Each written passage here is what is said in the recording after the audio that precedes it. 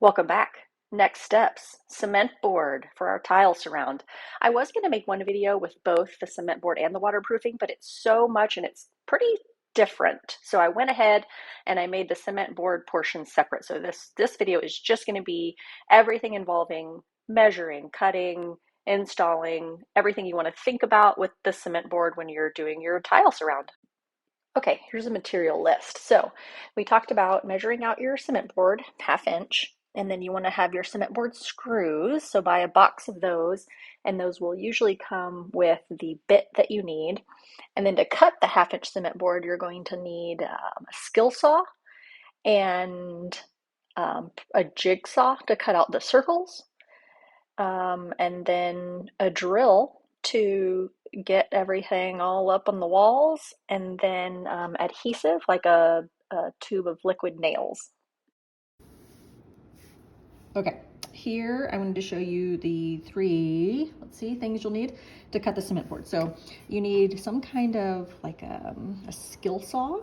So that has like a line you can cut, or you're gonna cut like your straight lines to the width and height you need. And then you need a cement board blade, very important. Man, it really helps with the dust. And you can see, let's get a little closer. Those teeth are so far apart. That's not like a normal, saw blade. Well, probably like a wood one that you're used to. Anyway, so you're gonna need that with a cement board. You need a jigsaw to cut out your bigger circular hole where the faucet kind of contraption goes, and you need an 1.25 inches or 1.5 inches drill bit like this to do your holes for the 2 faucet holes. And then this is a really handy thing to start the hole for the jigsaw. Also on that list is a set of sawhorses, because to cut this with your skill saw and your jigsaw, you're going to need to have this elevated. So I got these kind of fold out sawhorses these were either Home Depot or Lowe's, but the set came together pretty good. The other set we have came with some clamps, but these are good enough for what we're doing. What are we talking about now? We're going to waterproof the shower. What does that mean? What that means is we want all of the water that's going to hit the walls to hit something waterproof, run down, and go into the drain, right? So, I guess I'll just go through lots of things you might hear and options that you might be able to do, and we'll go through them. So, I use cement board. People will use green board. Schluter Systems has something that's very lightweight, easy to use. That's great. It's just more expensive probably than I want to do for this project. So I went with 1/2 inch Hardybacker. There's another cement board product called Durarock, and I've used that once. And cutting it's a mess. It just crumbles. I don't like it. It would be very difficult to do the snitch. So things you need to be concerned about. There's a lip here along the tub, and every single tub is different on how they have a lip, and then second, how close when people put in this tub it is to the studs. Okay, so sometimes your tub is right against the studs all the way around. Let's get this.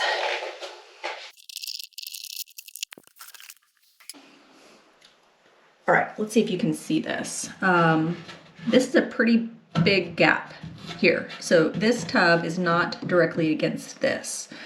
I've already put this piece in. I was having camera issues, but let me say that this lip was directly against these studs. So whenever you're putting up any kind of cement board, wall, anything like that, you want to put it above the lip. Now, again, this is all based on my hours and hours of research and people that I've leaned on, that I consider experts to talk about this stuff. So let me explain why. So I've seen videos where people will put any kind of board they're using or anything on this side of the lip. 2 issues. One, the easiest issue to explain. This lip, even when it's right against the wall, let me see if I have one. No, they're all not against the wall. Even when it's right against the wall, it still comes out. So to put your board over the lip you're screwing it to the studs, and then it comes down and it kind of goes over this lip and it comes out a little bit. So you're gonna bend this board a little bit. You go to put tile on, it's not perfectly flush, a mess. Second, and the most important thing is that, I guess it was maybe chemistry class, whatever grade you're in, 8th grade, 9th grade, whatever you're in. You remember water wicking? Usually sometimes it was up a string or whatever we were doing, but water wicks. So what that means is it will touch something and then move along that item, even against gravity. It's kind of crazy. So when you have your board down here, so imagine that the tile is in here and the tile comes all the way down almost to here. We have a little bitty gap and then we caulk this gap, right? We're going to caulk it, not grout it, remember? Anyway, because caulk works much better than grout, but caulk is not a permanently waterproof thing. You're hoping that it gets in all the edges and it does what it needs to do, but it's going to get some water in it sometimes. That's why you'll see caulk turn black and you take it out and replace it. That doesn't mean the caulk is bad, it just means that's what's happened over time. So, same thing. It'll get the water will come under the caulk, and if this board is down on the tub, you're going to get water in it and this will go straight up. What's behind this board? Your studs. Water will go through the cement board, hit the studs, make the studs moldy, black, water, everything. I've heard people say, okay, maybe that's 5 years. Maybe if you're lucky, that's 10 years, but that's not something I want to deal with. Probably won't be in this house 10 years, but who knows? And I don't like doing things, I guess, just not in as permanent of a manner as I can. So, what that means is, let me get down here if you can see this. What you do is you put your board on top of the lip and leave about a 1/16, maybe an 1/8 of an inch gap. Why do you do that? These tubs, when they fill with hot water, especially if you take a lot of baths, they expand and contract, so they'll move around a bit. And this tub, it was put in place fine. I don't think that they put down a good cement bed or anything on this. So, when someone in this household takes weekly baths, this moves a bit. So if you can give yourself a little gap here, that gives everything a little bit of movement. And so when you have the caulk here and the tile, we're not talking waves of movement, but if you can give yourself just a little bit so that grout doesn't move any more than it needs to, then it'll last a lot longer. So let's get back to the cement board. Okay, so we have our 1/2 inch hardy backer. We're going to put the 1/2 inch here. We're going to put it all the way around. We're going to put it all the way up to the wall board that is up there. So tricky parts we need to consider. I already told you about placing this on top of here. So you put some shims here and that's going to give you that much. Then you screw them in place. I'm going to be screwing these in place. I'll put the video on, but I am notorious for not being able to follow a straight line. So I drew a line here that I can follow to put the screws in. I'm going to do this board first. Why this board first? This is a big 60-inch board. Most tubs are 5 feet long, 60 inches. This is a nice whole piece of board. That is great. So I started with this one, A, because it fits, but B, this board in will have then these boards coming in like this and hitting it along the edge. A little extra support. Does it need it? No, because there are screws there, but why not? So I'm going to finish this board. I'll video everything. This is the first time I'm trying this. This is an experiment. We will see how this goes. Here's my niche, right? And you remember, the niche is coming down to right here. Someone in my household has talked me into putting this up first, and he is going to cut this out for me. To be determined. So this is an experiment. We're all learning. Okay, on the second wall we're going to do where all the plumbing is. The trickier part, and again, 1/2 inch hardy backer. This stuff is, let me say it again, cement board. Very, very hard, very, very heavy. We're going to have to cut a hole for this to go through. We're going to cut a bigger hole here for this to go through. And then we come up, same thing. We're going to cut a hole here for that to go to. So, got to be pretty precise. We'll go through measuring and we'll go through how I'm going to cut those, the tools I use, things like that. And then we'll show this tricky part. So on both sides, this is what tubs have. So here's the flange. I think I was calling it the lip, but let's be official. So the flange. Man, probably typically this side has it. So we have studs at the edge here. That's pretty helpful for gluing things into and making it sturdy. There's not one here. I will probably add one here because when I put the cement board's going to go all the way to ground because we want everything waterproof, and this is one of the most susceptible spots to water damage. If you do take out your shower tile and you look at your boards, you can see it here. Water has gotten behind here. You know, this is where like your if you have a door that slides or if you have anything here, it's going to end here. Water always gets out. You can see that it's kind of dripped down to the bottom. It's fine. It's not soft. It's just, you can tell there's been water touching it for a long time. So since this is a tricky spot, I'll go over some options, but I do want to have a board. I'll probably screw in a board here so that I have something more to screw in my hardy backer to, because that's going to go all the way to the ground. And we're going to waterproof this, and then there's some tricks we're going to have to do to seal up this crack. But for right now, I'm going to get back to putting up the cement board. I sped this up a bit. I'm just putting these screws in every 8 inches, and you can just watch me screw all these in.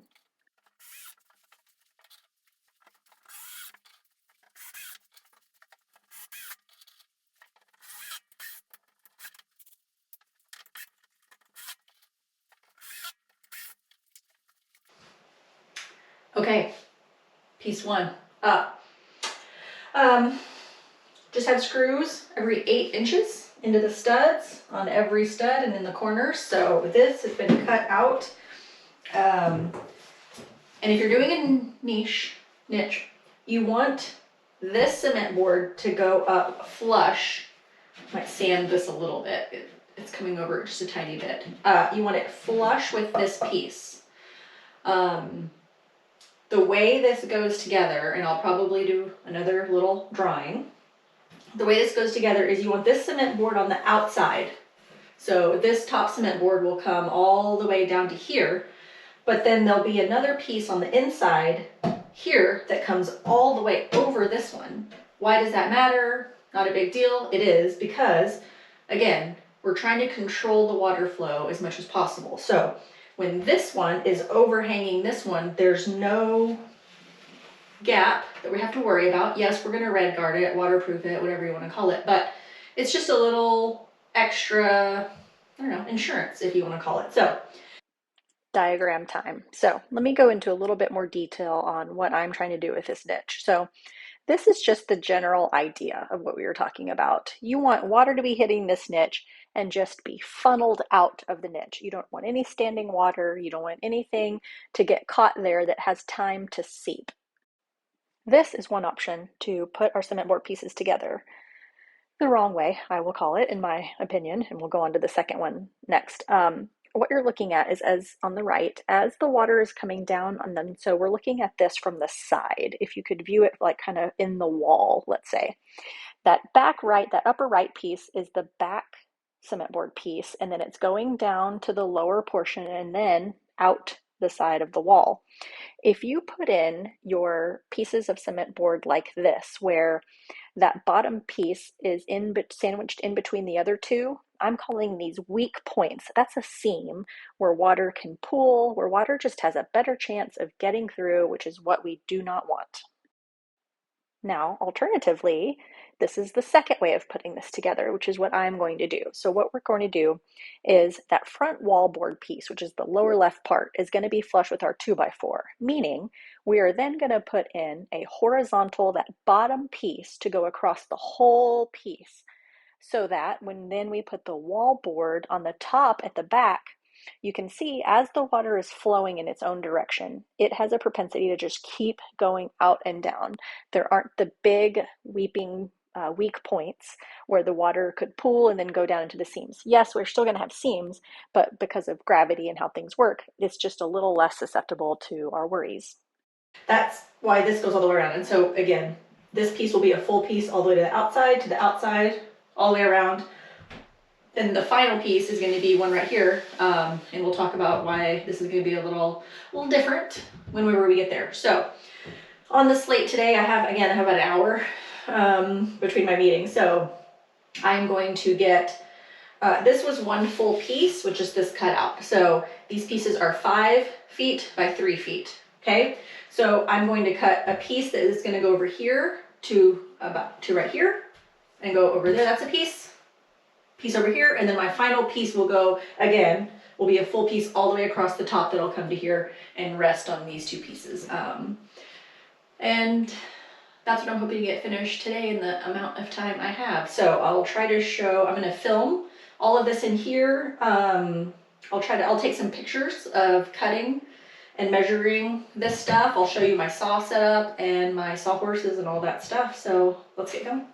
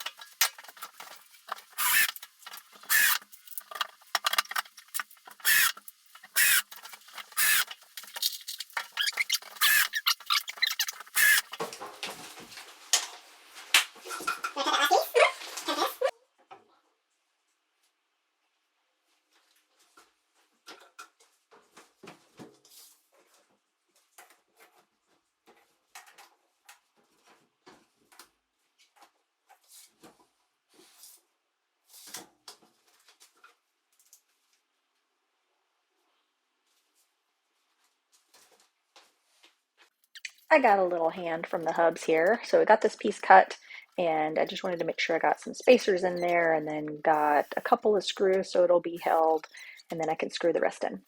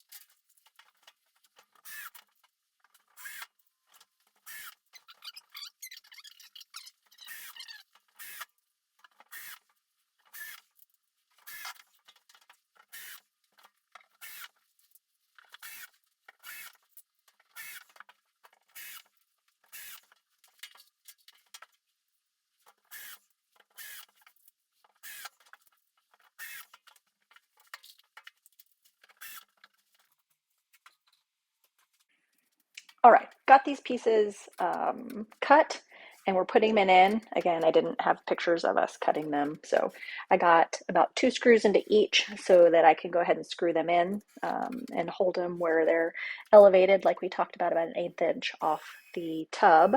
So here I'm just screwing these in, and just a tip for any of the lighter weight people, you really have to put your back into these, and get some leverage to make sure that those screw heads are countersunk in your cement board.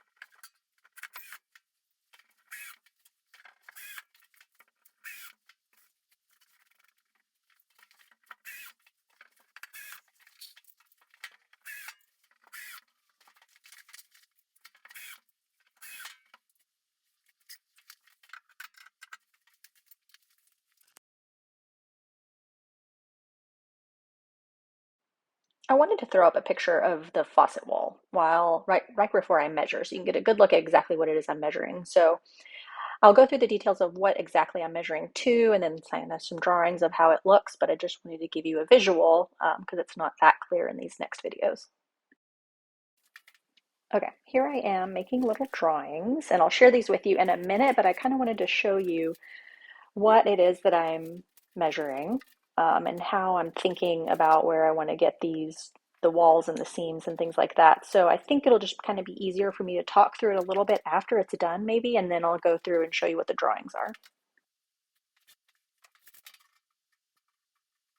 Progress. So, I'm going to apologize that I don't have any film of cutting the cement board. I have some pictures.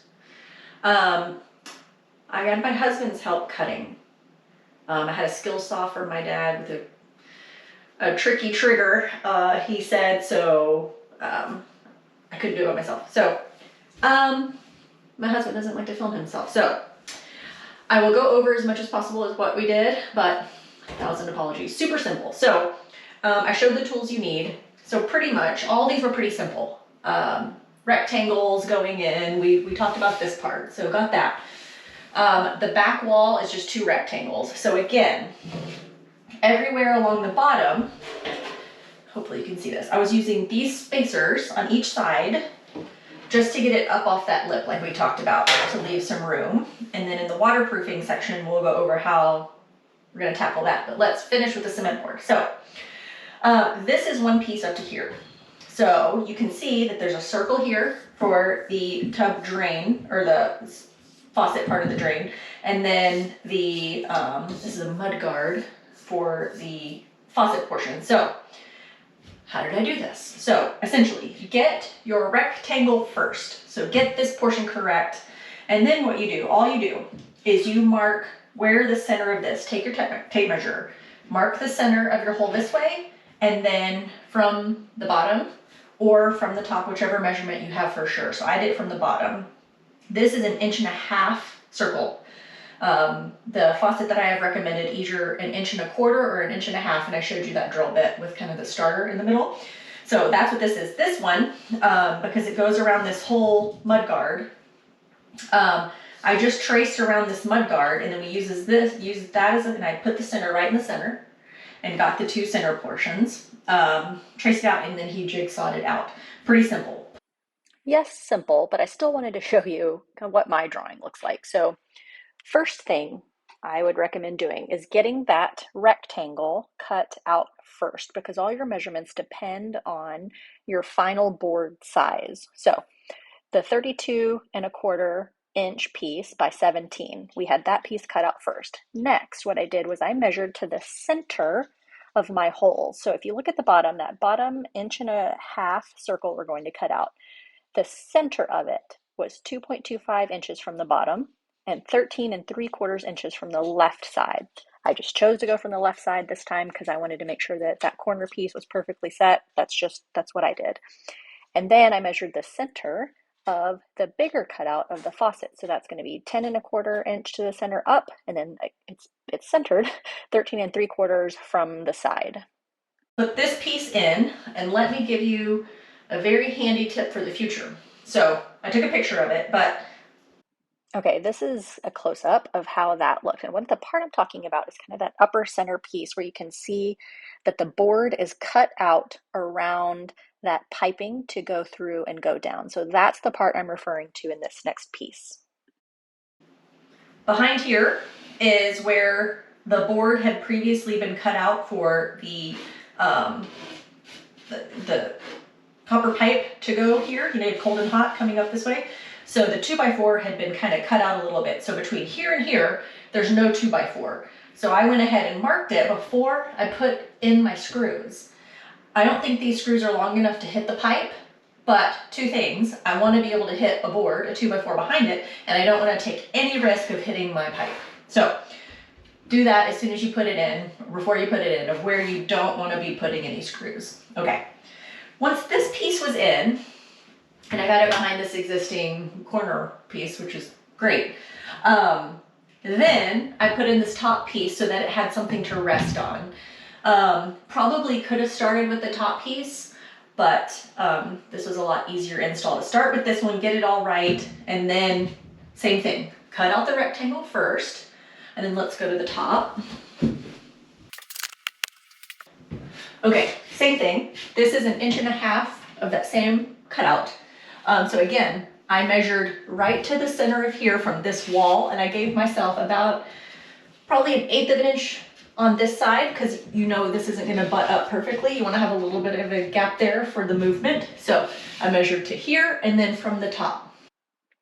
Hopefully old news by now, but I just wanted to show this is the upper piece that we're putting in. So after that bottom piece was measured, I remeasured this to make sure I was good. So we cut out the rectangle first, and then measured and cut out to the center of where that hole should be from the left side and the top side. And that was the circle, and that's it. So not too bad. So we just finished this piece. So I put in 3 screws at the top to hold it while I could film it, since we'll get a little bit of something. So what's my plan now, today? I'm gonna finish putting in all these screws every 8 inches on my 2x4, so all the way down this part.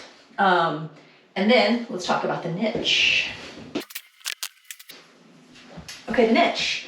Last time we were here, these pieces weren't in.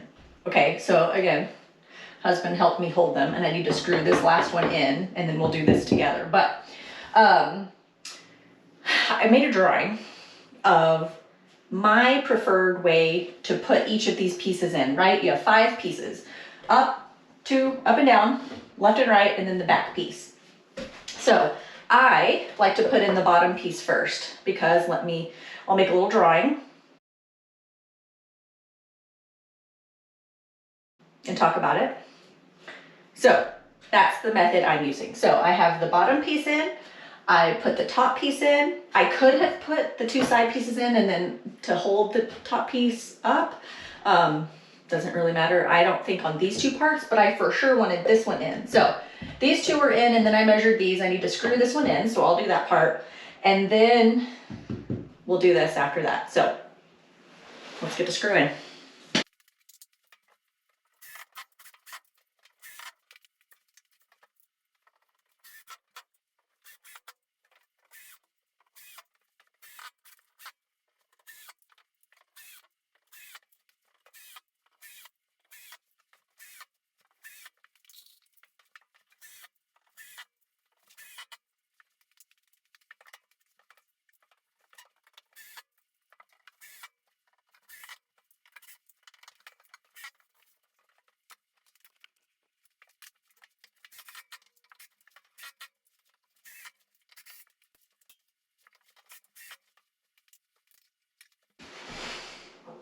Okay, all the sides in. Okay, good. This is the last piece. We have had it measured and cut, but what's different with this piece, besides the way we want it to run with the water, is that this is sheetrock to the next room, okay? I don't know if I talked about this. This shower, nothing is on an exterior wall, so we did not put any insulation in it. No reason to. If you wanted to do it for sound deadening, that would be one reason, but we didn't. So anyway, so you can't screw into this, right? It's gonna go through the other part. So what you do is I'm gonna put a whole lot of liquid nails on here and put it in place. And then I'm gonna let that cure for 24 hours to make sure that's good and ready. And while that's curing, I might go ahead and start the taping and mudding of the rest of it, and we'll kind of go over some other things that we're going to do probably on the next day. But I want to get this in and let that, I call it liquid nails, some kind of adhesive, and let that sit for a good 24 hours. Okay.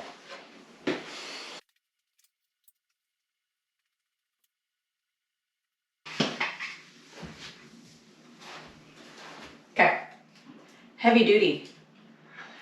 So there's regular liquid nails, and then they have the heavy duty.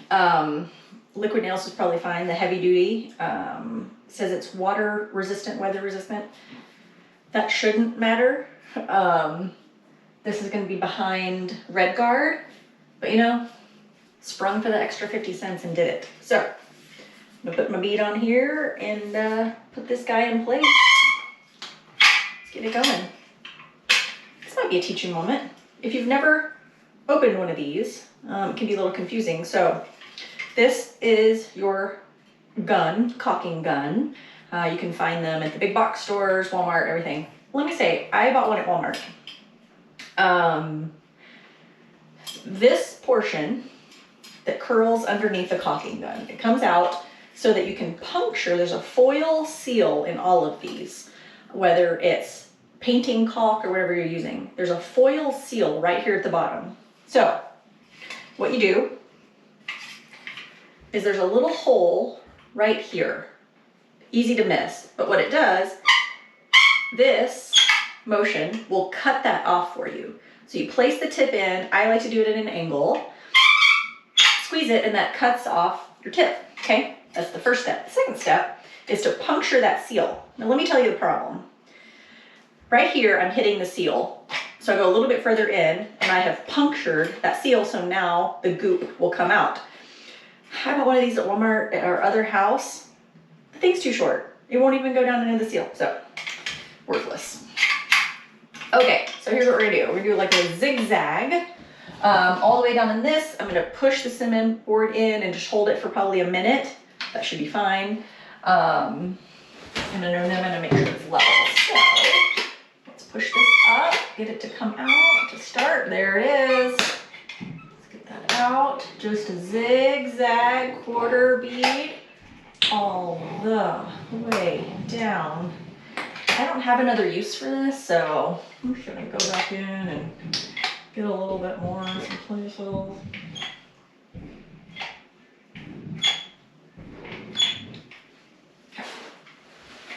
And then sometimes you can save these, especially if it's like paint caulk and you want to do it like the next day. Push on this and pull this out a little bit so it stops pushing on the gun, so it stops coming out at the end.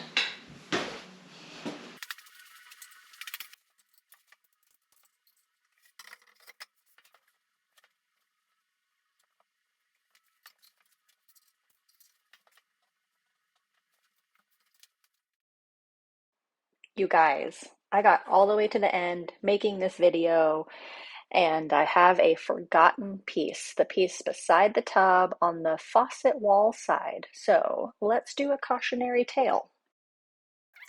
I had already given back my dad's saw and the borrowed jigsaw. So you see the tool that I have right here. That is a cement board scoring tool.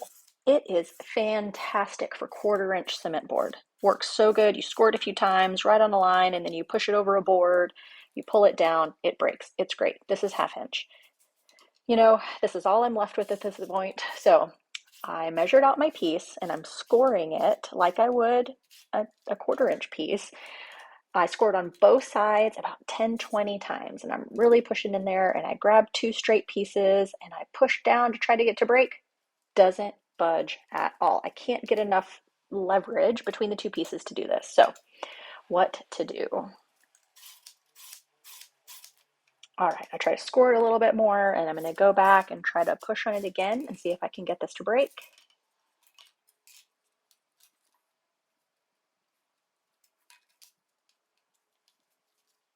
No go. So what am I going to do? Okay, let's go get the hubs. So set up the sawhorses, and what we decide we're going to do is I'm going to try and put it between boards. He is going to try and just lightly bend it with the wrench. That doesn't work. So what we do, we're going to now screw these 2 boards together to really get a tight fit along that line. And after that, we're going to try and bend it. So let's see.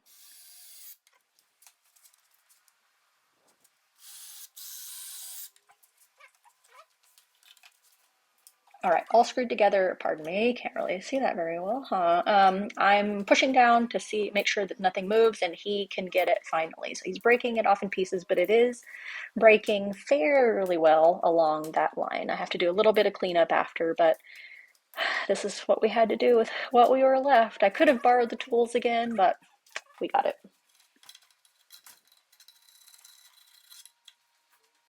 And this is just a quick video of screwing in those two pieces. Pretty simple.